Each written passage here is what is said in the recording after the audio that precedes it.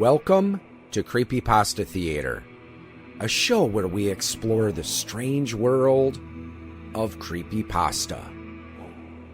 Join us as we hear tales best left untold, travel roads best left unexplored, and see sights best left unseen. Today's story: The Apartment. Author unknown. This story can be found on creepypasta.fandom.com and is protected by Creative Commons license.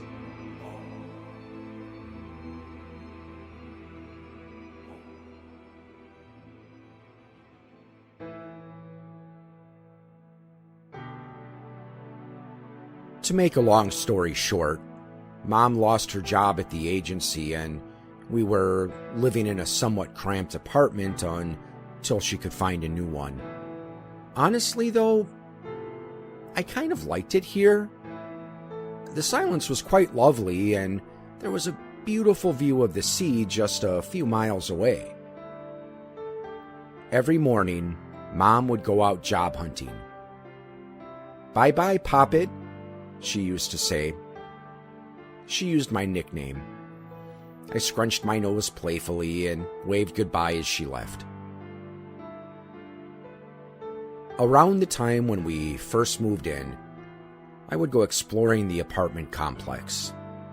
I had visited nearly every floor except for one. Whenever I asked management, however, they claimed it didn't exist. Floor 13.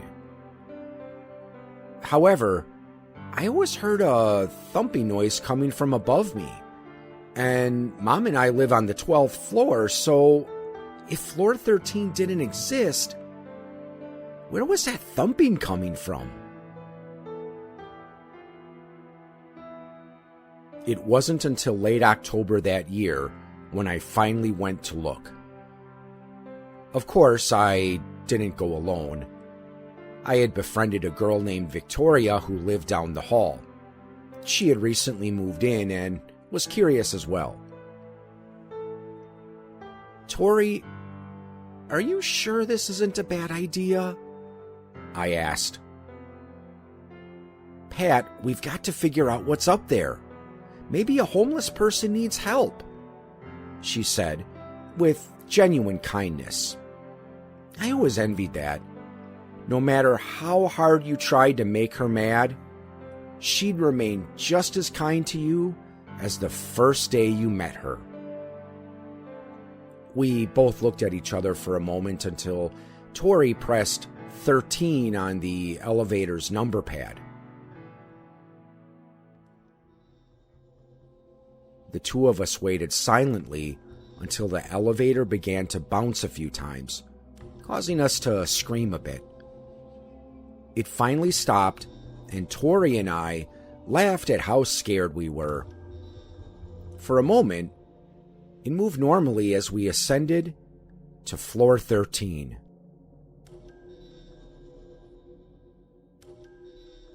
The doors opened to a dimly lit hallway. Tori and I took each other's hands and slowly moved out of the elevator. "I'm beginning to think this is a very bad idea," I mumbled. Tori rolled her eyes.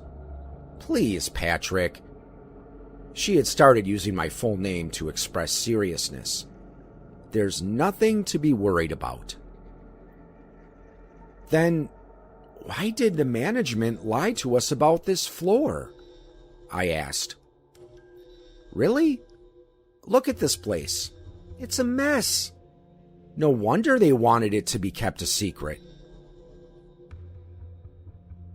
We were silent as we approached the apartment above mine, number 333. How ironic it was. Goose flesh showered my skin, and I suddenly hated living in apartment number 233.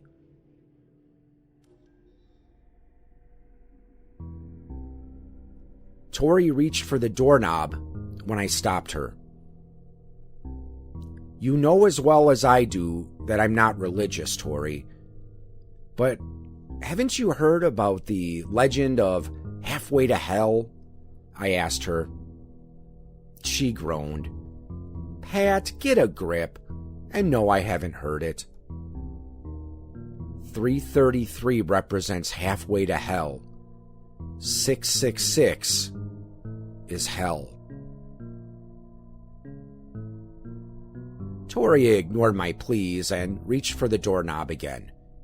But once she touched it, she jerked her hand back, tears forming at the edge of her eyes. See, I told you, I said to her. That's not it at all. It burned my hand. Just that, she said. I frowned and replied, then we should go back. There is no way I'm going back there after all the courage it took for us just to get in the elevator. She scrunched her face, and soon after, I did as well. A horrid scent filled our nostrils. I almost threw up right there. Dear God, what is that wretched stench? Tori cried out. I turned my head to see a shadowed image meters away. Tori, I mumbled. She turned her head as well and froze at the spot. I think we should go now. Yes, I said, and turned to the elevator. Tori started to press the buttons. Damn it, it's not working, she cried. The shadowy figure began to limp towards us and moan. Work, work, I screamed. Soon, Tori began screaming as my vision faded to black, still hearing the screams.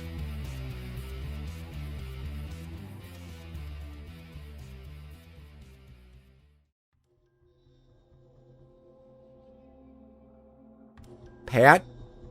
Pat! Tori shook me awake. I wasn't in floor 13.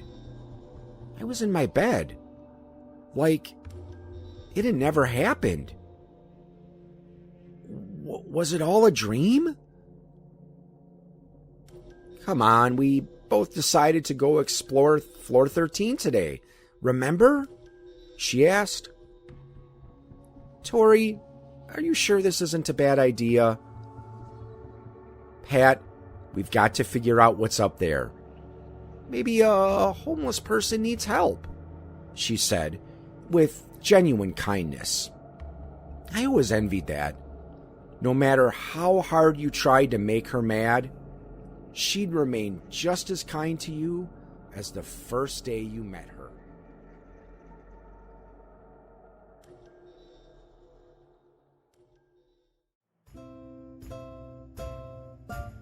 You have been listening to a presentation of Point of Insanity Game Studio.